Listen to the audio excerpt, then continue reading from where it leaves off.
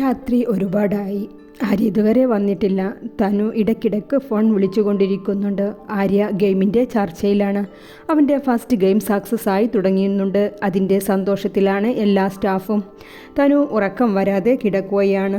Arya door തുറന്ന് അകത്തേക്ക് കയറി. ശബ്ദമുണ്ടാക്കാതെ ബെഡിലേക്ക് കയറി. നീ ഉറങ്ങിയില്ലേ തനു? മണി 1 കഴിഞ്ഞല്ലോ. എന്തേ ആര്യ നീ ഫോൺ എടുക്കാഞ്ഞ്? ബിസി ആയിരുന്നു തനു. നീ ഫുഡ് കഴിച്ചോ? എന്തേ എൻ്റെ പെണ്ണിൻ്റെ മുഖം ഒന്ന് വീർത്തിരിക്കുന്നേ? ഒന്നുമില്ലാതിരിക്കില്ലല്ലോ. നോക്കട്ടെ, എൻ്റെ കുഞ്ഞിനോട് ചോദിക്കട്ടെ ഇന്ന് അമ്മയുടെ പിണക്കം എന്തിനാണെന്ന്. അവൻ പറഞ്ഞുകൊണ്ട് അവളുടെ ഡ്രസ് പൊക്കി വയറിലേക്ക് ചുണ്ടമർത്തി. തനു അവൻ്റെ തലയിലൂടെ തലോടി. നോക്ക് തനു, എൻ്റെ കുഞ്ഞ്, ആര്യ സന്തോഷത്തോടെ പറയുന്നു. ഇന്ന് രാവിലെ ഒന്ന് ഇളകി ആര്യ. സത്യം തനു, എനിക്കിട്ട് എന്നെ വിളിക്കാഞ്ഞത് എന്തേ? ഞാൻ എത്ര ഫോൺ ചെയ്തു, നീ എടുത്തില്ലല്ലോ. സോറി മുത്തേ, ഞാൻ ബിസി ആയിപ്പോയി. അതിനാണോ എൻ്റെ ഈ വലിയ കുഞ്ഞ് മുഖം വീർപ്പിച്ചത്? അവൾ തലയാട്ടി കാണിച്ചു. ഈ സന്തോഷത്തിന് ഞാൻ എന്താ തരാ തനു? എനിക്ക് നിന്നെ വേണം ആര്യ. ശരിക്കും? അല്ലെങ്കിൽ ആര്യ ഉറങ്ങിക്കോ. ടയേർഡ് ആയതല്ലേ, നാളെ മതി. എന്ത് ടയേർഡ് പൊന്നോ? നിനക്ക് വയ്യാത്തത് അല്ലേ എന്ന് കരുതിയല്ലേ ഏട്ടൻ പിടിച്ചു നിൽക്കുന്നത്? നിനക്ക് സമ്മതമാണെങ്കിൽ ഏട്ടൻ എന്നേ റെഡി. ഒരു 5 മിനിറ്റ് നീ ഉറങ്ങല്ലേ, ഞാൻ ഫ്രഷ് ആയിട്ട് വരാമേ. ആര്യ വലിയ ഉത്സാഹത്തോടെ ബാത്റൂമിലേക്ക് കയറി. 2 മിനിറ്റ് കൊണ്ട് ഫ്രഷായി ഇറങ്ങി വന്നു അവൻ. നീണ്ട 5 മാസത്തിന് ശേഷം അവർ വീണ്ടും ഇണചേർന്നു. പരന്തത്തെ പരാക്രമം ഒന്നുമില്ലാതെ സമാധാനപരമാണെന്ന് മാത്രം. അവരുടെ ജീവിതത്തിൻ്റെ തുടുപ്പ് തൻ്റെ പെണ്ണിൻ്റെ ഉള്ളിലുണ്ടല്ലോ എന്ന കരുതലോടെ അവരുടെ പ്രണയം നിറഞ്ഞാടി. അശ്വിനി കണ്ണാടിക്ക് മുന്നിൽ നിന്ന് ഒരുങ്ങുകയാണ്. തികച്ചും western party wear sleeveless dress. അതീവ സുന്ദരിയായിട്ടുണ്ട് അവൾ. മുടി ലെയർ കട്ട് ചെയ്ത്, ചുണ്ടിൽ ലിപ്സ്റ്റിക്കും, ആരും നോക്കിപ്പോകുന്ന രീതിയിൽ 3/4 ലെങ്ത്തിലുള്ള ഡ്രസ്സ്. അർജുൻ ഡോറും ചാരി അവളെ കണ്ണെടുക്കാതെ നോക്കി നിന്നു. ഇതെല്ലാം അശ്വിനി കണ്ണാടിയിലൂടെ കാണുന്നുണ്ട്. ഡയമണ്ട് നെക്ലേസ് അണിയാനായി നിൽക്കുന്ന അവളുടെ അടുത്തേക്ക് അർജുൻ നടന്നു വന്നു. അവളുടെ മുടികളെ വകച്ചുമാറ്റി നെക്ലേസ് കൊളുത്തി കൊടുത്തു.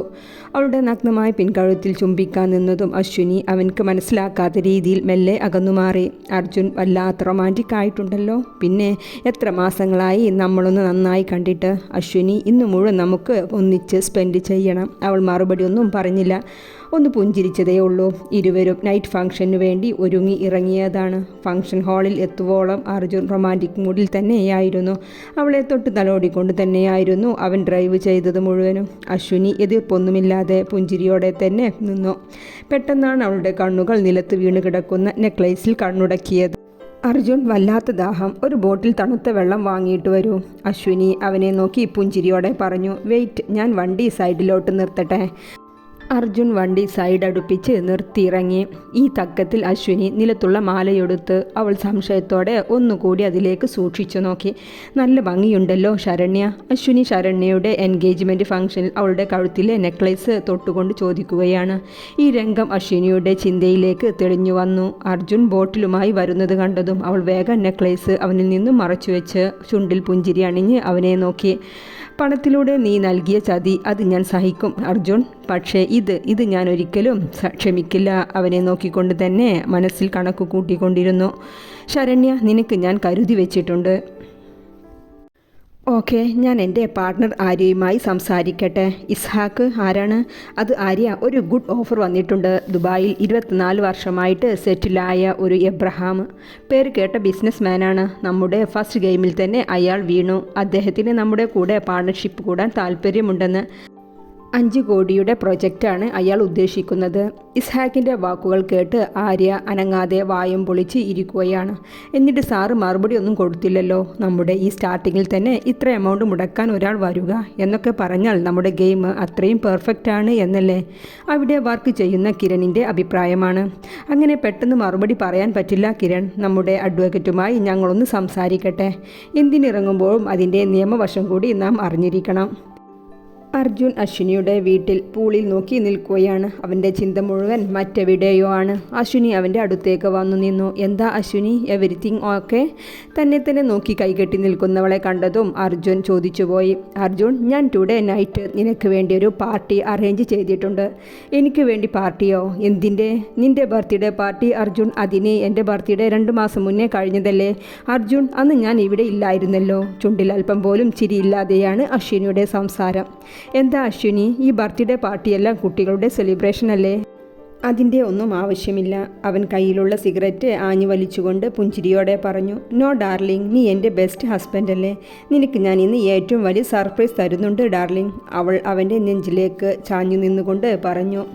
ഓക്കെ, നിൻ്റെ ഇഷ്ടം പോലെ. അവനും അവളെ ചേർത്ത് പിടിച്ചു. നീ നിൻ്റെ ഫ്രണ്ട്സിനെയും വേണ്ടപ്പെട്ടവരെയും എല്ലാം ഇൻവൈറ്റ് ചെയ്യൂ. ഞാനും എൻ്റെ ഫ്രണ്ട്സിനെയും മറ്റും ഇൻവൈറ്റ് ചെയ്യാം. Okay, sure. Thank you darling.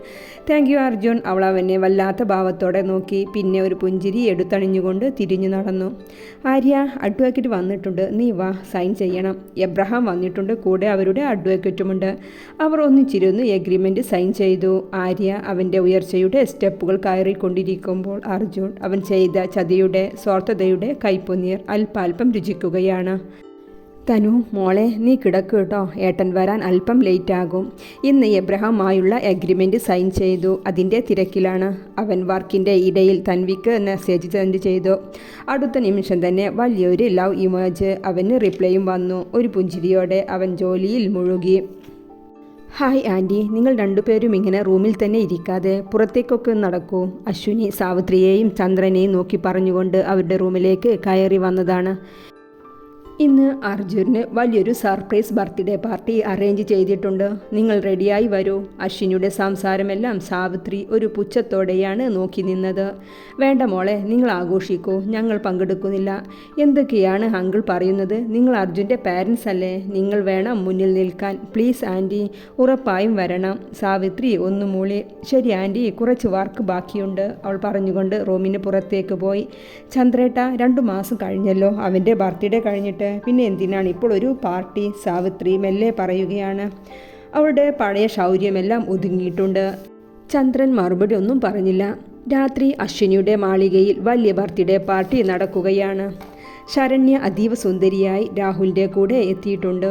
നിറഞ്ഞ മദ്യ ഗ്ലാസുകൾ, എല്ലാവിധ ഫുഡ് ഐറ്റംസും അങ്ങനെ ഗംഭീരമാക്കിയിട്ടുണ്ട് അശ്വിനി ബർത്ത്ഡേ പാർട്ടി. ശരണ്യ വളരെ സന്തോഷത്തോടെ ഗിഫ്റ്റ് അർജുന് നൽകി. ഹായ് ശരണ്യ. അശ്വിനി അവളുടെ അടുത്തേക്ക് വന്നു. ശരണ്യ, നീയാണ് ഇന്ന് എൻ്റെ സ്പെഷ്യൽ ഗസ്റ്റ്, അവൾ പ്രത്യേകം തന്നെ എല്ലാവരും കേൾക്കെ ഉച്ചത്തിൽ പറഞ്ഞു. എന്താ രാഹുൽ, നീ ശരണ്യയെ ശ്രദ്ധിക്കാറില്ലേ? അവൾക്കൊരു ഇമ്പോർട്ടൻറ്റും നൽകാറില്ലേ? സ്നേഹിക്കാറില്ലേ? അതാണോ ശരണ്യ നീ മറ്റുള്ളവരുടെ ഹസ്ബൻഡിനുമായി ബന്ധം തുടരാൻ ആരംഭിച്ചത്? ഇത് കേട്ടതും അർജുൻ ഒന്ന് ഞെട്ടി. അശ്വിനി, നീ എന്ത് വിഡ്ഢിത്തമാണ് ഈ പറയുന്നത്? അർജുൻ ശബ്ദം താത്തി അവളോട് ചോദിച്ചു. ഇത് വിഡ്ഢിത്തമല്ല അർജുൻ, സത്യമാണ്. ഇത് ഓർമ്മയുണ്ടോ രാഹുൽ? ഇത് അർജുൻ വണ്ടിയിൽ നിന്നും എനിക്ക് കിട്ടിയതാണ്. അശ്വിനി, നീ എന്തൊക്കെയാണ് ഈ വിളിച്ചു കൂവുന്നത്?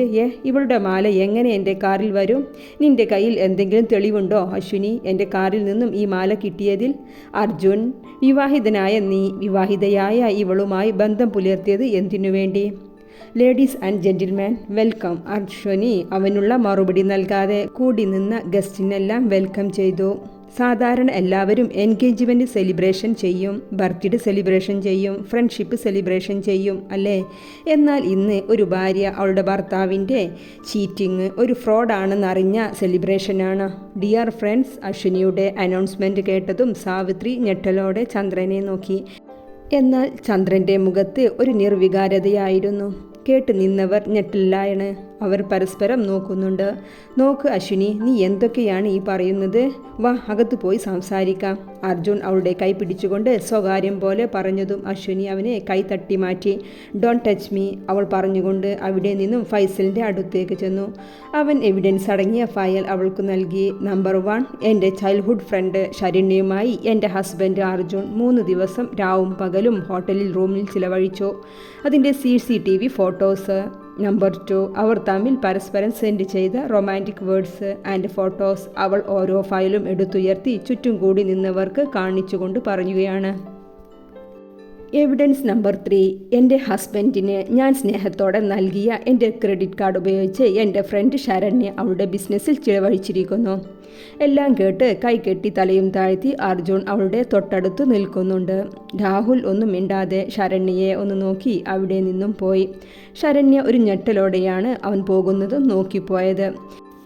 ഇവരെ നിങ്ങൾക്കറിയോ? എൻ്റെ ഹസ്ബൻഡിൻ്റെ പേരൻസ്. അശ്വനി അവരെ ചൂണ്ടിക്കാണിച്ചുകൊണ്ട് അവരുടെ അടുത്തേക്ക് വന്നു. ആൻറ്റി, നിങ്ങളെ ഞാൻ സ്വന്തം അമ്മയെ പോലെയാണ് കണ്ടത്. അങ്കിളിനു വേണ്ടി ലക്ഷങ്ങൾ മുടക്കിയതും. അശ്വിനി പറഞ്ഞു തുടങ്ങുമ്പോഴേക്കും അർജുൻ അവളുടെ കൈ പിടിച്ച് ബാക്കിലേക്ക് വലിച്ചു. മാറി നിൽക്ക്. അവൾ അവനെ തട്ടിമാറ്റി. നിങ്ങൾക്കും നിങ്ങളുടെ മകനും പണത്തിനോടാണ് ആർത്തി. പണമാണ് നിങ്ങൾക്കെല്ലാം, വേറെ എന്തിനേക്കാളും. അവൾക്ക് സങ്കടം വന്നുപോയി. ശബ്ദമൊന്ന് ഇടറിപ്പോയി. അവൾ ബർത്ത്ഡേ കേക്ക് വാരി അവൻ്റെ വായിലേക്ക് തേച്ചു. ബാക്കി കയ്യിൽ ഒട്ടിപ്പിടിച്ചതെല്ലാം അവൻ്റെ ദേഹത്തേക്ക് കുടഞ്ഞു. സാവിത്രി വായിൽ കൈവച്ചു പോയി. ചന്ദ്രൻ തലയും താഴ്ത്തി ഒറ്റ നിൽപ്പാണ്. എല്ലാവരും വീഡിയോ എടുത്തല്ലോ, എല്ലാം പോസ്റ്റ് ചെയ്തോളൂ, അവൾ തംസപ്പ് കാണിച്ചുകൊണ്ട് പറഞ്ഞു.